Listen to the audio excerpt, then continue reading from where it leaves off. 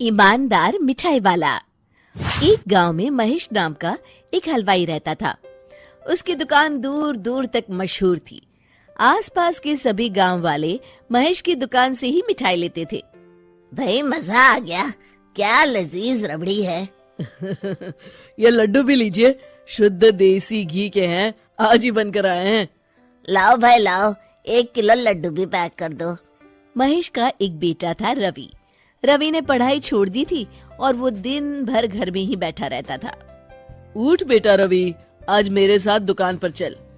मैं वहाँ क्या करूँगा पापा? अरे दुकानदारी सीख बेटा, आगे चलकर ये सब तुझे ही तो संभालना है। मुझे ये सब कुछ नहीं संभालना। मैं वीडियो गेम खेलूंगा, फिर दोस्तों के साथ बाहर जाऊंगा। हे भगवान, इसे थोड़ी अक्ल दे दो। ऐसे ही चलता रहा तो आगे न जाने इसका क्या होगा। महेश बड़बड़ाता हुआ दुकान चला जाता है। दुकान पर ओ घसीटाराम, मुझे थोड़े चक्कर आ रहे हैं, जरा पानी तो लाना। जी जी मालिक। सुन, मैं घर जा रहा हूँ, आज दुकान तू संभाल ले। जैसा आप कहे मालिक। महेश बिस्तर पर लेटा है।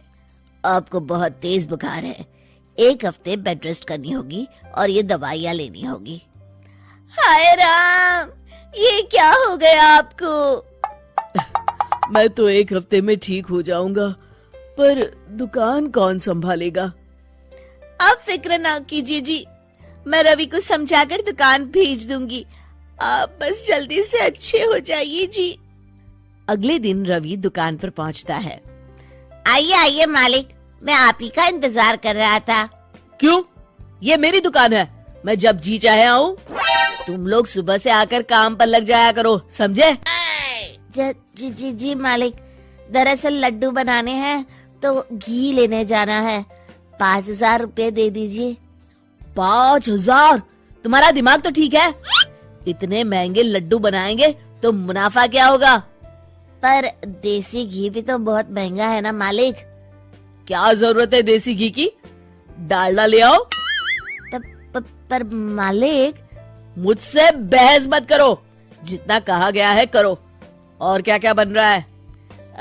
मावे की बर्फी मालिक। मावा मावा मावा, हाँ। तभी उसकी नजर एक डब्बे पर पड़ती है। ये क्या है? ये रवा है मालिक। एक काम करो, हर 1 किलो मावा में 200 ग्राम रवा मिला दो। पर बर्फी का स्वाद बिगड़ जाएगा मालिक। जितना कहा है करो, अब जाओ यहाँ से। अगले दिन। क्या बात है रवि बाबू, आपके पापा दिखाई नहीं दे रहे? अब उनकी तबीयत खराब है। अच्छा भाई अच्छा। बस उन्हें ये बताना था कि वो आज आए नहीं तो उनकी मिठाई बड़ी बेस्वाद लग रही है। लेना है तो लो, वरना चलते बनो। अरे अरे अरे, ये कोई तरीका है ग्राहक से बात करने का? चलो भाई चलो, यहाँ से चलो। अगले दिन। भैया, कल जो मैं लड्डू ले गया था उनका स्वाद बड़ा बेकार लगा।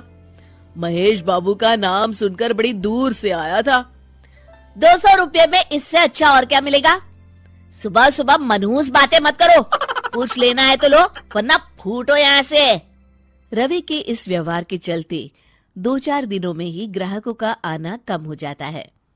मैंने तो सोचा था कि कम पूंजी में ज्यादा मुनाफा होगा, पर यहाँ तो घाटा हो रहा है। आखिर चक्कर क्या है?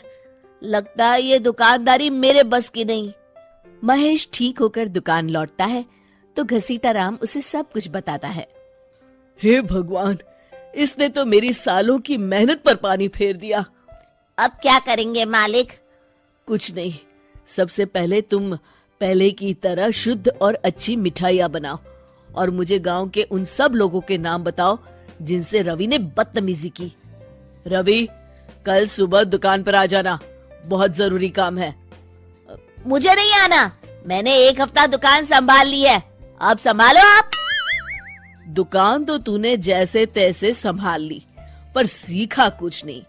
कल तुझे बहुत जरूरी सीख देनी है।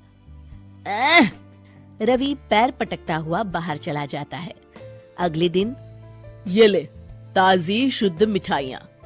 मैं इतनी मिठाइयों का क्या करूं?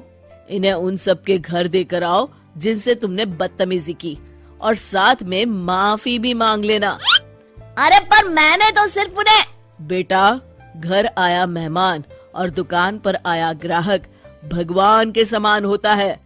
अब तू जल्दी जा और कल से कमाल देखना। रवि उन सभी 4-5 लोगों के यहाँ जाकर मिठाई देता है और माफी मांगता है। अगले दिन दुकान पर ग्राहकों की भीड़ लग जाती है। मान गए महेश बाबू, आपने तो आते ही घर तक मिठाई भिजवा दी।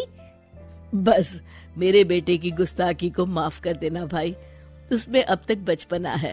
हाँ हाँ, आपके लड्डू के बदले हर चीज की माफी है।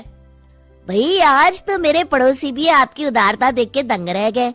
इतनी बड़ी दुकान के मालिक का बेटा घर तक माफी मांगने आया। भाई रिश्ते निभाना तो कहीं आपसे सीख है। बस आप लोगों की दया है। ताजी रसमलाई आई है, लेंगे आप? हाँ भाई हाँ, 200 ग्राम पैक कर दो।